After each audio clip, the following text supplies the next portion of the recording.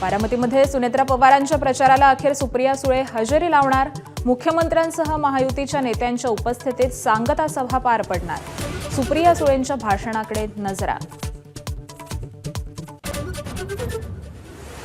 मुंबईभोवतीचं ड्रग्जचं वाढतं जाळं चिंतेचा विषय. कोरेगावच्या निस्को पाठोपाठ बदलापुरात मोठा साठा उद्ध्वस्त. ड्रग्ज क्वीन अश्विनी पॉल जाळ्यात 6 कोटींचं ड्रग्ज हस्तगत. नागपुरात महिला कर्मचाऱ्यावर इस्लामी परंपरा पाळण्यासाठी सक्ती केल्याचा आरोप. एनजीओ संचालकाला बिड्या. धर्मांतराच्या दृष्टीनेही तपास सुरू.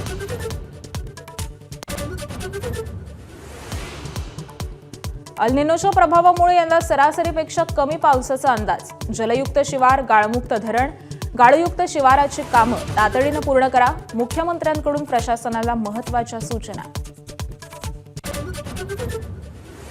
शांतता चर्चेच्या दुसऱ्या फेरीत सहभागी होण्यासाठी इराणची तयारी. पाकिस्तानचा दावा तर इस्लामाबादला छावणीचं स्वरूप. आजच्या चर्चेकडे जगाच्या नजरा.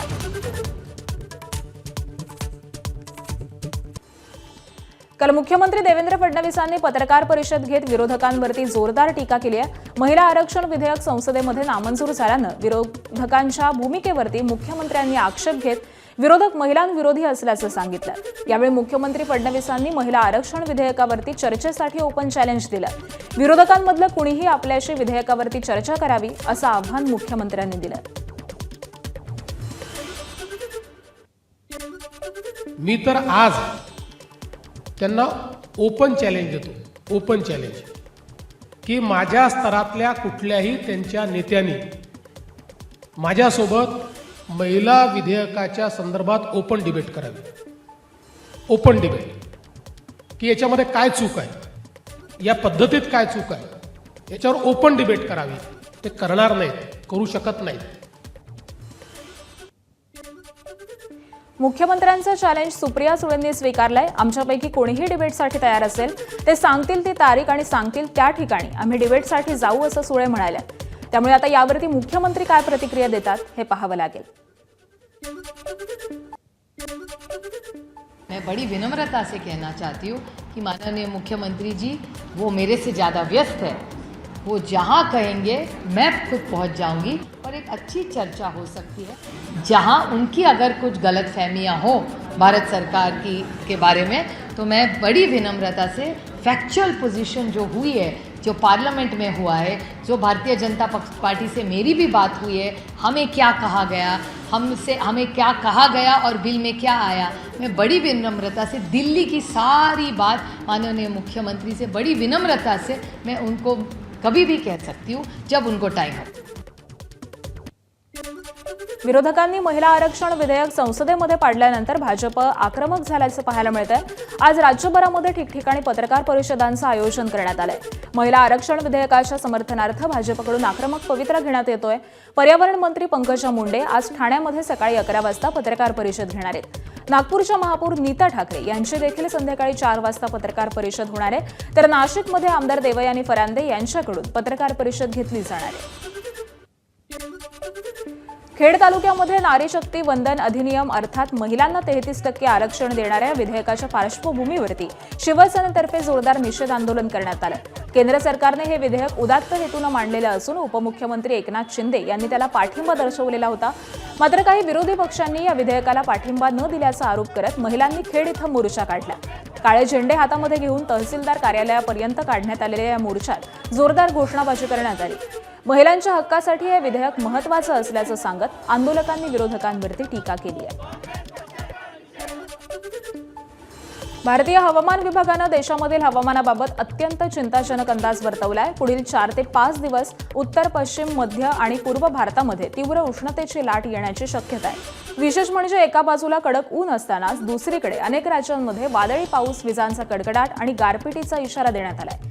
महाराष्ट्र, मराठवाडा आणि विदर्भ वादळी वाऱ्यासह पावसाची शक्यता आहे. ताशी 30 ते 70 किलोमीटर वेगानं वारे वाहतील आणि अनेक ठिकाणी गारपीट होण्याची शक्यता वर्तवण्यात आली आहे. त्यामुळे नागरिकांना हवामान विभागाकडून खबरदारी घेण्याचं आवाहन करण्यात येत आहे.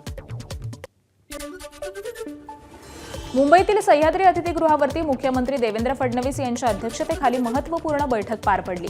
या बैठकीला कृषी मंत्री दत्तात्रय भरणे, अर्थ राज्यमंत्री आशिष जयस्वाल आणि वरिष्ठ अधिकारी उपस्थित होते. अल निनोच्या संभाव्य परिणामांवरती उपाययोजनांची सविस्तर चर्चा करण्यात आली आहे. तर यावर्षीच्या कमी पावसाची शक्यता लक्षात घेता आत्तापासूनच उन्हाळ्यासाठी नियोजन करण्याच्या सूचना देण्यात आल्या. तसंच पाणी बचतीसाठी प्रत्येक जिल्ह्यामध्ये विशेष टीम तयार करण्याचे निर्देश देखील मुख्यमंत्र्यांनी दिले. पावसाचं प्रमाण जर कमी राहिलं तर शेतकऱ्याला ज्या अडचणीला सामोरं जावं लागेल त्या शेतकऱ्यांसाठी काय उपाययोजना केल्या पाहिजेत, शेतकऱ्यांना काय मार्गदर्शन केलं पाहिजे, बियाण्याच्या बाबतीमध्ये असू द्या, पाण्याच्या बाबतीमध्ये असू द्या, खताच्या बाबतीमध्ये असू द्या, या बाबतीमध्ये शेतकऱ्यांना कुठली काळजी घेणं गरजेचं आहे त्या बाबतीमध्ये आज या कार्यशाळेमध्ये चर्चा झालेली आहे. गेल्या 5 दिवसांपासून भंडाऱ्यात सूर्य आग ओकतोय. भंडाऱ्यामधील तापमानाचा पारा 34 अंशांवरती पोहोचलेला असून उष्णतेच्या लाटेनं नागरिक हैराण झाले. पुढचे काही दिवस उष्णता कायम राहणार असून नागरिकांनी दुपारच्या सत्रामध्ये घराबाहेर पडू नये असं जिल्हा प्रशासनाकडून सांगितलं जात आहे. सुपे इथं हिंदू मुस्लिम ऐक्याचं प्रतीक मानल्या जाणाऱ्या शाह मनसूर दर्ग्याला जय पवारांनी भेट दिली आहे. यावेळी त्यांनी दर्ग्यामध्ये दर्शन घेत सर्व समाजाच्या सुखशांती, एकता आणि प्रगतीसाठी मनोभावे प्रार्थना केली. त्यांच्या या भेटीमधून सामाजिक ऐक्याचा संदेश दिला गेल्याचं बोललं जात आहे. छत्रपती संभाजीनगरमध्ये शिवसेनेत अंतर्गत वाद उफाळून आलाय. महापालिकेमध्ये शिवसेनेकडून स्वीकृत नगरसेवक पदासाठी शुभम काळेंचं नाव हे जाहीर करण्यात आलं.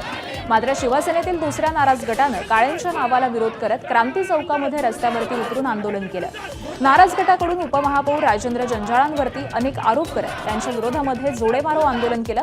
त्याचबरोबर जंजाळांकडून जातीयवादी वागणूक दिली जात असल्याचा आरोप शिवसेनेमधीलच पदाधिकाऱ्यांनी केला. त्यामुळे शिवसेनेमध्ये अंतर्गत नाराजी ही पुन्हा एकदा चव्हाट्यावरती आहे. गेल्या 10 वर्षापासून राजू जंजाळ आणि आम्ही एका पक्षामध्ये काम करतो. ते जिल्हा प्रमुख असल्यामुळं वरिष्ठांचं त्याचं चांगलं आहे, शिंदे साहेबांसोबत चांगलं आहे, श्रीकांत शिंदे साहेबांसोबत त्याचं चांगलं आहे. ते प्रत्येक वेळेस मला डावलण्याचं काम तो करतो, कारण की ते एका बुद्ध समाजात येतो आणि तो जातीवादी व्यक्ती आहे. त्यांनी या शहरामध्ये दंगल छेडण्याचं काम केलेलं आहे. ठाणे महापालिकेची महासभा तहकूब करण्यात आली आहे. यावरून सत्तेमध्ये असणाऱ्या शिवसेना आणि भाजपमध्ये कलगीतुरा रंगलाय. आशा भोसले यांच्या निधनामुळे तहकूब प्रस्ताव सादर करण्यात आलेला होता. मात्र या सभेमध्ये नारी शक्ती वंदन विरोध करणाऱ्या विरोधकांचा निषेध प्रस्ताव भाजप नगरसेवक भरत चव्हाण यांनी दिला होता. हा प्रस्ताव वाचून न दाखवल्यामुळे भाजप नगरसेवक आणि नगरसेविका सभागृहाबाहेर आक्रमक झाले. यावरून शिवसेनेचे नगरसेवक राजेश मोरे यांनी भाजप नगरसेवकांवरती टीकाही केली.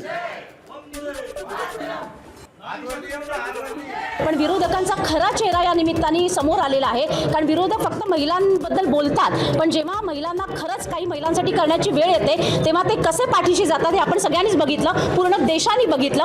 आणि महिलांच्या स्वप्नांचा चक्काचूर करण्याचं काम हे विरोधी पक्षांनी केलेलं आहे. त्याचा आम्ही सगळेजण महिला म्हणून तर निषेध करतोच. आणि या निमित्ताने आम्ही वेगवेगळ्या पक्षातल्या महिलांना देखील भेटलो आणि त्यांचं देखील हेच म्हणणं होतं की अधिनियमाला आमचा पाठिंबा आहे, की जेणेकरून सत्तेमध्ये प्रशासनाच्या कामकाजामध्ये महिलांचा टक्का वाढणार होता, महिलांचा सहभाग वाढणार होता.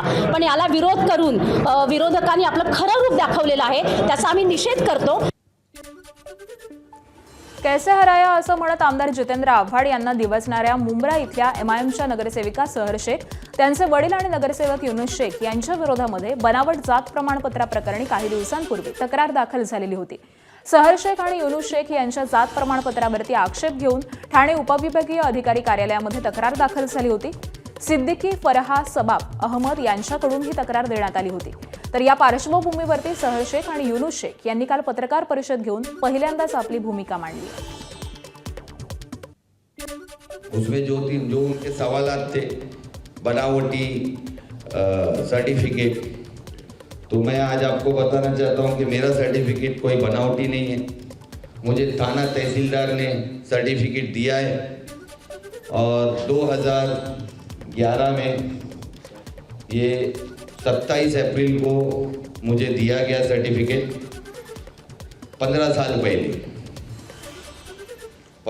पहले ये सर्टिफिकेट दिया गया. ये आप सब लोग देख सकते हैं. ये ओरिजिनल सर्टिफिकेट है विद तहसीलदार की सिग्नेचर्स। मुंबई के 2 सब डिवीजन ऑफिसर गलत है उमेश पाटिल के हिसाब से। जांच समिति ने पूरा वेरीफाइड किया, जितने डॉक्यूमेंट्स हमने दिए सारे डॉक्यूमेंट्स उन्होंने वेरीफाइड किया। इवन मेरे डैडी का सारे स्कूलों के दाखले माहिती अधिकार से उन्होंने निकाल कर पूरी फाइल में लगा हुआ है, वो सब किया। उन्होंने उसको भी नहीं माना। मतलब 4 ऑफिसर और एक समिति को गलत साबित कर रहे हैं उमेश पाटिल साहब।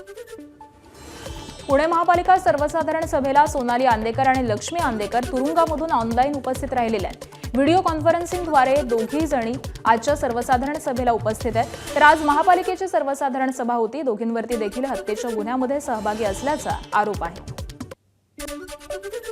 बीडच्या अंबेजोगाई इथं लग्नाचं आमिष दाखवून एका 28 वर्षीय तरुणीवरती 2 वर्षांपासून अत्याचार होत असल्याची धक्कादायक घटना ही उघडकीस आली आहे। सलमान पठाण असं अत्याचार करणाऱ्या नराधमाचं नाव असून तो सध्या फरार आहे। तर पीडित तरुणी मूळची लातूरची असून ती सध्या अंबेजोगाईमध्ये वास्तव्यास होती। आरोपी सलमान पठाण तिला लग्नाचं स्वप्न दाखवून 2 वर्षांपूर्वी आपल्या जाळ्यामध्ये त्यानं ओढलं आणि तिच्याशी शारीरिक संबंध प्रस्थापित केले। कालांतरानं तरुणीनं लग्नाचा विषय काढला असता तिला धर्मांतरासाठी प्रवृत्त करत तिला वारंवार जीवे मारण्याची धमकी दिल्याचं देखील समोर आलंय। तर पीडितेच्या फिर्यादीवरून सलमान पठाण याच्या विरुद्ध अंबेजोगाई शहर पोलीस ठाण्यामध्ये BNS कलम 69, 352 आणि 351(2) अन्वये गुन्हा नोंद करण्यात आलाय। तर या प्रकरणाचा तपास बीड पोलीस सध्या करतायत। धाराशिवच्या तुळजापूर तालुक्यामधील सावरगावला दुसऱ्यांदा अवकाळी पावसाचा तडाखा बसलाय। काल झालेल्या मुसळधार पावसामुळे सावरगावमध्ये आंब्याचं मोठं नुकसान झालंय। बाजारात आंबे विक्रीसाठी नेण्यापूर्वीच गळती झाल्यामुळे शेतकऱ्यांचं मोठं नुकसान झालंय।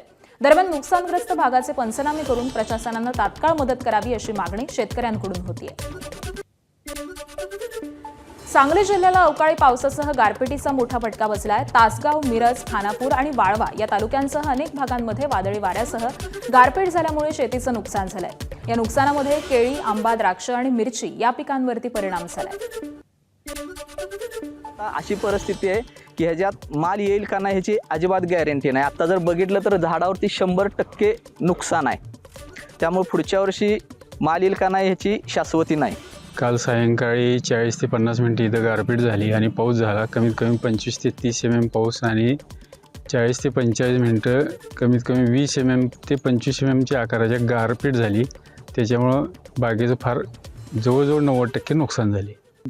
द्राक्ष बागायतदारांच्या बाबतीमध्ये शासनाने आणि कृषी विभागाने स्वतंत्रपणे निर्णय घेण्याची आवश्यकता आहे आणि गारपिटीने झालेलं हे नुकसान हे मोठं आहे, त्याचा शासनाने सखोल विचार करूनच मदत दिली पाहिजे। नांदेडमध्ये रात्री झालेल्या वादळी वाऱ्यासह अवकाळी पावसाचा आंबा फळबागांना मोठा फटका बसलाय। वादळी वाऱ्यामुळे झाडाखाली आंब्याचा अक्षरशः सडा पडल्याचं चित्र आहे। त्यामुळे आंबा उत्पादक शेतकऱ्यांचं मोठं आर्थिक नुकसान झालंय। आता या कच्च्या आंब्यांना बाजारामध्ये कवडीमोल किंमत मिळणार आहे। हाच आंबा अवघ्या 15 दिवसांमध्ये पिकून बाजारामध्ये येणार होता आणि त्यातून शेतकऱ्यांना मोठं उत्पन्न झालं असतं। पण वादळी वाऱ्यामुळे शेतकऱ्यांचं स्वप्न हे धुळीस मिळालंय। वाशिम जिल्ह्यामध्ये सलग दुसऱ्या दिवशी अवकाळी पावसानं हजेरी लावली। हवामान खात्याच्या अंदाजानुसार विजेच्या गडगडाटासह मेघगर्जनेसह पावसाच्या सरी बरसल्या। उकाड्यामुळे हैराण झालेल्या नागरिकांना या पावसामुळे काहीसा दिलासा मिळाल्याचं चित्र हे पाहायला मिळालं। धाराशिव जिल्ह्यामध्ये लोडशेडिंगच्या प्रश्नावरती शिवसेना उद्धव बाळासाहेब ठाकरे पक्ष आक्रमक झालाय। 8 दिवसांमध्ये शेतीसाठी सुरळीत वीज पुरवठा न झाल्यास महावितरणाच्या अधिकाऱ्यांना काम करू देणार नाही असा इशारा देण्यात आलाय। तर वाढत्या उन्हामध्ये वीज पुरवठा खंडित होत असल्यामुळे पिकं करपण्याची वेळ शेतकऱ्यांवरती आली। वर्षा बंगला आणि मलबार हिलला देखील लोडशेडिंग करा, अन्यथा शेतकऱ्यांना अखंडित वीज द्या अशी मागणी करत पक्षानं जोरदार निदर्शनं केली। आज शिवसेना उद्धव बाळासाहेब ठाकरे पक्षाच्या वतीनं आपण बघतो की जिल्हाभर लोडशेडिंग सध्या चालू आहे आणि शेतकऱ्यांचं जे शेतकरी आपला हाताच्या फोडासारखं आपल्या पीक सांभाळतो, परंतु डोळ्यात देखत ते पीक करपून जात आहे, जळून जात आहे। पाणी मुबलक असताना फक्त वीज नसल्यामुळं शेतकऱ्यानं जगवलेलं पीक अक्षरशः त्या उन्हामुळं, या उष्णतेमुळं करपून जात आहे।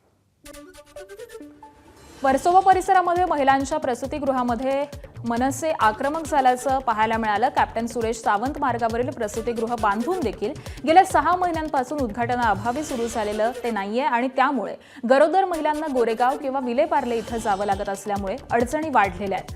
मनसेनं मुंबई महानगरपालिकेला 7 दिवसांचा अल्टिमेटम दिलेला असून मुदतीमध्ये प्रसूतिगृह हे सुरू केल्यास टाळं तोडू आणि ते सुरू करू असा इशारा देखील देण्यात आलाय.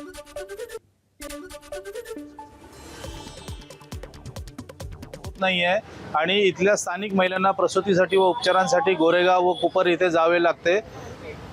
नारी शक्ती वंदनाच्या गप्पा मारणाऱ्या सरकारला आणि प्रशासनाचं दुर्लक्षामुळे इथल्या महिलांवर अन्याय होत असल्यामुळे महाराष्ट्र नवनिर्माण सेना पुढील 8 दिवसात जर हे प्रसूतिगृह चालू झाले नाही तर त्याचे उद्घाटन करून महिलांसाठी न्याय मिळवून देईल. जळगावच्या सराफा बाजारात सोनं आणि चांदीच्या दरामध्ये घसरण झाली आहे. सोन्याच्या दरात 800 रुपयांची तर चांदीच्या दरामध्ये 5,000 रुपयांची घट झाली आहे. त्यामुळे सोन्याचे दर हे जीएसटीसह 1,56,650 रुपयांवरती पोहोचलेत तर चांदीचे दर 2,62,650 रुपयांवरती आले. मुंबईतील छत्रपती शिवाजी महाराज आंतरराष्ट्रीय विमानतळावरती 7 मे रोजी दोन्ही धावपट्ट्या 6 तासांसाठी बंद राहणार आहेत. दुपारी 11 ते संध्याकाळी 5 या वेळेमध्ये एकही उड्डाण होणार नाहीये. मान्सूनपूर्व तपासणी आणि दुरुस्तीच्या कामासाठी हा निर्णय घेण्यात आलाय. याबाबत विमान कंपन्यांना 6 महिने आधीच सूचना देण्यात आलेल्या होत्या. नवी मुंबईमधील अनेक भागामध्ये 23 एप्रिलला 12 तास पाणी पुरवठा बंद राहणार आहे. सीबीडी, कळंबोली सर्कल आणि नेरूळ परिसरामध्ये महापालिकेनं जलवाहिन्यांची दुरुस्ती आणि जोडणीचं काम हाती घेतलंय. त्यामुळे 23 एप्रिलला सकाळी 10 ते रात्री 10 वाजेपर्यंत पाणी पुरवठा पूर्णपणे बंद राहणार आहे. त्याबरोबरच 24 एप्रिलला कमी दाबानं पाणी पुरवठा करण्यात येईल अशी माहिती नवी मुंबई महापालिकेनं दिली आहे. दरम्यान या कामांमुळे गैरसोय होऊ नये यासाठी नागरिकांना पाणी जपून वापरण्याचं आवाहन देखील प्रशासनातर्फे करण्यात आलंय. त्र्यंबकेश्वर विश्वस्त पुरुषोत्तम कडगला आणि गोटीराम बेहेरे यांना पुन्हा 3 दिवसांची पोलीस कोठडी सुनावण्यात आली आहे. कडलक याच्या खात्यावरील आर्थिक व्यवहाराच्या तपासासाठी वाढीव पोलीस कोठडी दिली आहे. 1,13,00,000 रुपयांची बँक खात्यावरती एंट्री असल्यामुळे हे पैसे भाविकांकडून घेतले की आणखी कोणाकडून या संदर्भामध्ये पोलीस तपास करणार आहेत. यापूर्वी त्र्यंबकेश्वर मंदिर विश्वस्त पुरुषोत्तम कडलकसह गोटीराम बेहेरे यांना 7 दिवसांची पोलीस कोठडी देण्यात आलेली होती. गडचिरोलीच्या आलापल्ली वनविभागामध्ये मोठी कारवाई करण्यात आली. राज्य प्राणी शेकरूसह दुर्मिळ वन्य प्राण्यांची शिकार करणाऱ्या 12 जणांना ताब्यात घेण्यात आलंय. तर या कारवाईमध्ये वन्यजीवांचे अवयव आणि शिकारीचं साहित्य देखील जप्त करण्यात आलंय. आलापल्ली वनपरिक्षेत्रामध्ये वनविभागाच्या गस्ती पथकाला शिकारीसाठी काही जण जंगलामध्ये दबा धरून बसल्याची माहिती मिळालेली होती आणि यानंतर पथकानं सापळा रचत पाठलाग केला आणि 12 शिकाऱ्यांना रंगेहात पकडलंय. या कारवाईमध्ये 4 शेकरू, उडणारी खार, हरिणाल पक्षी, घुबड प्रजातीसह विविध वन्यजीवांचे अवशेष हे जप्त करण्यात आले. कोल्हापूर जिल्ह्यातील आजरा परिसरामध्ये भिंत कोसळून प्राध्यापिका आणि विद्यार्थिनीचा दुर्दैवी मृत्यू झाल्याची घटना घडली आहे. एक जुनं घर जेसीबीच्या साहाय्यानं पाडलं जात असताना हा अपघात घडलाय. घराच्या बाजूनं चालत असताना अचानक भिंत कोसळल्यामुळे दोघीही तिच्या खाली दबल्या गेल्या. या दुर्घटनेमध्ये आजरा महाविद्यालयाच्या शिक्षिका ज्योती नितीन कुंभार आणि आजरा हायस्कूलची विद्यार्थिनी वैष्णवी भोसले या जागीच ठार झालेल्या असून परिसरामध्ये हळहळ व्यक्त केली जाते. जालना मर्चंट बँकेमध्ये 23 कोटींचा घोटाळा झालाय. रिझर्व्ह बँकेने या बँकेच्या व्यवहारावरती बंदी आणली आहे. आर्थिक गुन्हे शाखेनं मुख्य आरोपीसह 5 जणांना अटक केली आहे. तर या घोटाळ्याची माहिती मिळताच सर्वसामान्य ठेवीदारांसह चिंतेचं वातावरण पसरलेलं आहे. आपली जमापुंजी सुरक्षित आहे का हे जाणून घेण्यासाठी शेकडो खातेदारांनी बँकेमध्ये गर्दी केली आहे. शेतकरी, व्यापारी आणि लहान सहान व्यावसायिकांचं लाखो रुपये बँकेमध्ये अडकलेले असून आपली रक्कम परत मिळवण्यासाठी ते विनवणी करतायत. मुंबईमधून भोंदूबाबाला अटक करण्यात आली आहे. हा भोंदू महिलांना त्यांच्या समस्या सांगून उपचाराच्या नावाखाली आधी बेशुद्ध करायचा आणि नंतर त्यांच्यावरती लैंगिक अत्याचार करायचा असा आरोप आहे. फकीर बाबांचं नाव इरफान नियाज अहमद असं आहे तर त्याचं वय 34 वर्ष आहे. तो मूळचा उत्तर प्रदेशचा आहे पण तो गेल्या अनेक वर्षांपासून मुंबईमध्ये राहत असून स्वतःला फकीर बाबा म्हणवतो आणि उपचाराच्या नावाखाली महिलांचा विनयभंग करतो असा आरोप करण्यात आलेला आहे. तर या फकीरानं कांदिवलीमध्ये राहणाऱ्या एका स्त्रीला स्वतःची बाबा म्हणून ओळख करून दिली आणि तुमचे पती आता या जगामध्ये नाहीत, तुझ्यावरती दोष आहे आणि हा दोष दूर करण्यासाठी एक पद्धत अवलंबावी लागेल असं सांगून त्यानं अत्याचार केला. तुळजापूरमध्ये स्मशानभूमीत अंत्यविधी केलेल्या महिलेची राख चोरीला गेलेली आहे आरदवाडी भागामध्ये वंदना जाधव यांचं 18 एप्रिलला निधन झाल्यानंतर त्यांच्या स्मशानभूमीवरती अंत्यसंस्कार करण्यात आले. पहाटे राख सावडण्यासाठी कुटुंबीय गेलेले असता राख ही चक्क चोरीला गेल्याचा प्रकार समोर आलाय. तर सदरील प्रकरणाचा सखोल तपास करण्याची कुटुंबियांनी पोलिसांकडे मागणी केली. नालासोपाऱ्यातील वालई पाडा परिसरामध्ये एक धक्कादायक अपघात घडलाय. संतोषी माता मंदिराजवळ एक सेंट्रो कार ही अचानक अनियंत्रित होऊन थेट विहिरीमध्ये कोसळली आहे. या घटनेमध्ये कारमधील 2 जण जखमी झालेत. मात्र अग्निशमन जवानांनी तातडीनं घटनास्थळी धाव घेत विहिरीमध्ये उतरून दोघांना सुखरूप बाहेर काढलंय. सुदैवानं मोठी जीवितहानी टळलेली असून जखमींची प्रकृती ही सध्या स्थिर आहे. रायगड जिल्ह्यातील माणगाव तालुक्यामध्ये लोणेरे इथं एक धक्कादायक घटना उघडकीस आली आहे. लॉजिंगमध्ये एका तरुणीची निर्घृण हत्या केल्यानंतर परिसरामध्ये खळबळ उडाली आहे. या घटनेनंतर संपूर्ण परिसर हादरलेला असून गोरेगाव पोलीस आणि फॉरेन्सिक टीम ही घटनास्थळी दाखल झाली आहे. दरम्यान मृतदेहाची ओळख पटवण्याचं काम पोलिसांकडून करण्यात येत आहे. त्याबरोबरच हत्या करून फरार झालेल्या संशयित आरोपीचा शोध देखील घेतला जातोय. लातूरमध्ये एक अत्यंत हृदयद्रावक घटना उघडकीस आली आहे. कौटुंबिक वादाच्या पार्श्वभूमीवरती एका विवाहित महिलेनं आपल्या 2 लहान मुलांसह विहिरीमध्ये उडी घेऊन आत्महत्या केल्याची धक्कादायक घटना घडली आहे. ही घटना त्यांच्या घराशेजारील विहिरीमध्ये घडल्याचं प्राथमिक तपासामध्ये निष्पन्न झालंय. काल संध्याकाळपासूनच मध्यरात्रीपर्यंत पती पत्नीमध्ये वाद सुरू होते आणि त्यानंतर रात्री 1:30 वाजताच्या सुमारास निकिता भुरे या आपल्या 2 मुलांना घेऊन घराबाहेर पडल्या. सकाळी त्या तिघांचा शोध घेण्यात आला, मात्र काहीच ठाव ठिकाणा लागला नाही. अखेर दुपारनंतर घराशेजारील विहिरीमध्ये तिघांचे मृतदेह आढळून आल्यामुळे परिसरामध्ये खळबळ उडाली. अकोल्यामधील बोरगाव मंजू पोलिसांना पळवून लावणाऱ्या गुंडांची धिंड काढण्यात आली आहे. वाळू माफियांना पाहून अकोला पोलिसांनी पळ काढल्याचं हे प्रकरण होतं. पोलिसांच्या अंगावरती आणि वाहनावरती वाळूचा ट्रॅक्टर नेण्याचा प्रयत्न शुभम मानकर यानं केलेला होता. अंगावरती शहारे आणणारा हा व्हिडिओ समोर आलेला होता. एबीपी माझानं बातमी दाखवताच 2 दिवसांनंतर या प्रकरणी कारवाई झाली होती. या रेती माफियाला पाहून पोलिसांनी वाहनामध्ये बसून पळ काढलेला होता आणि इतकंच नव्हे तर अश्लील शिवीगाळ करत जीवे मारण्याची धमकी पोलिसांना दिलेली होती आणि अखेर शुभम मानकर याला अटक करण्यात आली आहे. रिलायन्स कम्युनिकेशन्स प्रकरणामध्ये सीबीआयची मोठी ॲक्शन झालेली आहे. अनिल अंबानी ग्रुपचे 2 वरिष्ठ अधिकारी अटकेत आहेत. कोट्यवधी रुपयांच्या बँक घोटाळा प्रकरणी सीबीआयनं ही कारवाई केली आहे. डी विश्वनाथ आणि अनिल कालिया अशी अटक झालेल्या अधिकाऱ्यांची नावं आहेत. तर अटकेमधील 2ही अधिकारी उच्च पदावरती आर्थिक कामकाज पाहत होते. एसबीआयच्या तक्रारीवरून गुन्हा दाखल असल्यानं सीबीआयकडून हे स्पष्ट करण्यात आलंय. तर कंपनी आणि त्यातील अधिकाऱ्यांमुळे बँकेला 2,929 कोटींचं नुकसान झाल्याचा आरोप आहे. एबीपी माझा, उघडा डोळे बघा नीट.